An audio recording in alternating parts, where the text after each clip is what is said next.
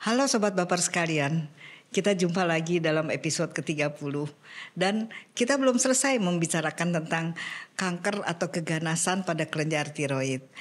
Bersama saya di sini ada Dr. Erwin Daniel Julian, seorang dokter spesialis bedah konsultan onkologi. Luar biasa sekali. Selamat siang Dr. Erwin, apa kabar? Sehat, Bro. Kita bersama saya ini adalah seorang dokter yang ganteng sekali gitu. Jadi dan luar biasa sekali sebagai dokter bedah onkologi yang sangat berpengalaman. Dr. Erwin, saya panggil Dr. Erwin aja ya. Bro, panjang banget soalnya tuh. Dr. Erwin, ceritakan dong tentang kanker tiroid.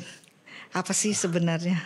Iya, kanker tiroid itu sebenarnya adalah kanker yang termasuk juga dalam 10 besar, walaupun di urutan 9, 10, tetapi berdampaknya cukup besar.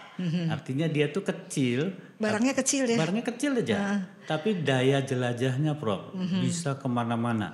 Bisa ke tulang, ke paru, dan semuanya berdampak kurang baik. Namun sisi baiknya itu adalah hampir 90% kanker tiroid ini berakhir dengan baik juga. Bisa diobati ya? Bisa diberikan terapi yang sesuai dan memberikan hasil yang baik. Hanya sekitar 10% yang sulit dikendalikan. Ya. Gitu, Bro. Nah, dan tiroidnya sendiri itu adalah suatu kelenjar yang kecil tapi fungsinya luar biasa ya? Fungsinya luar biasa, terletak di depan leher. Dan itu berdampak kepada metabolisme tubuh kita. Jadi kalau dia terjadi gangguan di situ akan berdampak ke mana-mana. Ya. Nah, tadi kita sudah katakan bahwa Dr. Erwin kan mengatakan bahwa dapat 90% loh Sobat Baper sekalian dapat disembuhkan atau jadi dapat kembali lagi tentunya seperti normal bila mendapatkan pengobatan yang tepat dan cepat ya Dr. Erwin. Nah, pengobatannya seperti apa? Iya, sampai saat ini pengobatan pertama memang adalah surgery, tindakan operasi pembedahan. Jadi terpaksa harus diangkat kelenjar tiroidnya 1 atau 2. Tidak harus dua-duanya. Kalau ditemukan sejak lebih awal pada usia muda masih di dalam kelenjar, cukup diambil satu sisi saja, Prof. Nah, selain operasi memerlukan tindakan ablasi. Jadi pemberian suatu radioaktif untuk menghancurkan sisa-sisa. Kita juga perlukan terapi hormonal di sana, supresi tirak, dan beberapa kasus diperlukan treatment modalitas yang lain. Misalkan pemberian radiasi pada kasus-kasus medulare dan sampai juga yang terbaru adalah targeted therapy. Begitu. Ya. Nah, kapan dilakukan pembedahan tentunya sangat tergantung pada perluasan penyakitnya ya, Dr. Erwin ya. Jadi tapi ada obat-obatan juga yang bisa digunakan untuk pengobatan saat ini. Iya, sampai saat ini tindakan utama memang surgery, diangkat, setelah itu berikan terapi supresi sebagai pengganti juga. Tapi kadang-kadang ya Dr. Erwin nih, pasti Sobat Baper sekalian juga mengetahui kalau udah dioperasi kan udah hilang. Terus kenapa harus diobati dilanjutkan gitu loh? Iya, itu kalau seandainya sudah operasi kan sudah beres nih, sudah hilang. Nah terus kalau tidak dilanjutkan pengobatan selanjutnya gimana tuh Dr. Erwin? Iya, jadi kalau sampai tidak dilanjutkan, masuklah misal kategori ada 2, Prof. Ada yang disebut resiko rendah sama resiko tinggi. Kalau resiko rendah itu sebenarnya tadi tidak perlu diambil semua. Tidak perlu minum obat seumur hidup, cukup dengan pengobatan saja, follow up dengan baik. Tetapi pada mereka yang termasuk resiko tinggi, selain tindakan operasi, dia harus mendapatkan treatment yang lain. Kenapa? Harus dijaga kondisi supaya tidak timbul rekurensi. Kekambuhan ya. Kekambuhan, Prof. Itu yang sangat beresiko Dan kekambuhan itu bisa timbul di kelenjar getah bening di leher dan bisa juga di tempat-tempat yang lain, di paru, bahkan juga di tulang. Sehingga banyak pasien yang datang berikutnya karena dengan patah tulang yang patologis, Prof. Dan itu sudah lebih sulit untuk Sudah menanganinya, lebih susah lagi, lebih advance, dan terpaksa banyak modalitas yang harus diberikan. Iya, biayanya menjadi lebih sangat mahal dan juga keberhasilan pengobatannya juga menjadi kurang baik ya, Dokter Erwin ya. Nah, kalau misalnya seandainya dioperasi, tadi kan Dokter Erwin mengatakan bahwa operasinya kalau dulu kan pasti diangkat semua ya, Dokter Erwin. Kalau sekarang kan tidak ya. Kelihatannya banyak yang dilakukan hanya separuh, satu sisi saja. Dan kalau diangkat satu sisi itu, kira-kira efek sampingnya bagaimana ya, Dokter Erwin? Kalau diangkat semua bagaimana? Kalau satu sisi saja bagaimana? Iya, jadi kalau satu sisi saja tentunya resiko terjadi komplikasinya semakin sedikit. Apakah itu terkena saraf, apakah terangkat kelenjar paratiroid. Tapi kalau diangkat dua-duanya resiko tambah besar. Namun sekali lagi tergantung dari ukuran dan jenis. Kalau ukurannya besar, jenisnya varian yang agresif, mau tidak mau harus diangkat dua-duanya. Bahkan sampai yang kalau ada di kelenjar getah bening, waduh, diangkat juga operasinya cukup lebar, Prof, cukup besar. Iya.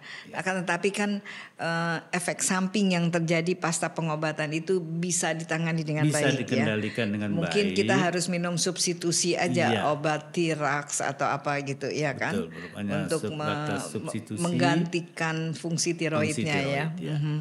Nah, setelah tindakan operasi, hampir semua memerlukan tindakan ablasi atau seperti apa? Tidak juga, pada kelompok yang resiko rendah selesai cukup follow up saja, tidak perlu diablasi. Tapi bagi mereka yang advance, jenisnya yang variannya agresif, harus dilakukan ablasi. Baik, jadi sobat baper sekalian, kita sudah dengar bahwa pengobatan utama dari keganasan atau kanker pada tiroid adalah operasi. Jadi kalau misalnya ada benjolan di tiroid dan harus dilakukan operasi, sobat baper sekalian jangan takut karena justru itu masih bagus ya. Daripada ada benjolan dan dokternya mengatakan, wah saya tidak bisa mengoperasi lagi. Itu adalah pada keadaan di mana Dokter Erwin dan teman-temannya ini sudah angkat tangan untuk melakukan tindakan operasi. Dan ternyata tidak semua setelah tindakan operasi pada pengobatan kanker tiroid ini memerlukan tindakan lanjutan. Nah, barangkali sedikit aja tentang ablasi itu apa sih? Iya, ablasi itu adalah menghancurkan sisa-sisa tiroid. Jadi kalau kena kanker tiroid resiko tinggi, maka tidak boleh ada lagi jaringan tiroid di tubuh. Satu pun sel nggak boleh ya? Satu pun tidak. Kenapa? Karena akan mengganggu follow up nanti. Dalam berikutnya akan follow up ada pemeriksaan tumor marker namanya tiroglobulin. Jadi kalau masih ada sel tiroid, pasti akan mengganggu bagaimana kita tiroglobulinnya ya. Iya, jadi demikianlah. Jadi kalau memang katanya kelompok yang high risk itu tidak boleh sama sekali ada sisa tiroid, sel tiroid, dan itu dilakukan dengan tindakan ablasi tadi. Ablasi itu kalau nggak salah radiasi dari dalam ya. Internal dari dalam. Yodium 131. Nah, demikianlah sobat baper sekalian. Sedangkan jadi sebenarnya kanker tiroid itu dapat disembuhkan ya? Ya, dapat dikendalikan lebih baik. Dapat dikendalikan, ya. Dibandingkan sama jenis-jenis kanker yang lain. Dan bagaimana follow up-nya? Ya, untuk follow up memang di awal-awal 1 bulan, 3 bulan, 6 bulan, terutama adalah tumor marker. Tumor marker itu tadi yang disebut tiroglobulin ya. Diperiksa. Kalau ada peningkatan terpaksa di USG dan dilakukan whole body scan. Kemudian nanti akan mundur ke 1 tahun sekali sampai 5 tahun begitu Prof, akan di follow up dengan baik. Tadi disebut-sebut whole body scan itu apa ya? Ya, whole body scan itu men-scan di seluruh tubuh kita. Ada nggak tuh ya? Apakah masih ada atau muncul kembali jaringan tiroid yang notabene artinya ada kekambuhan kanker tiroid. Ya.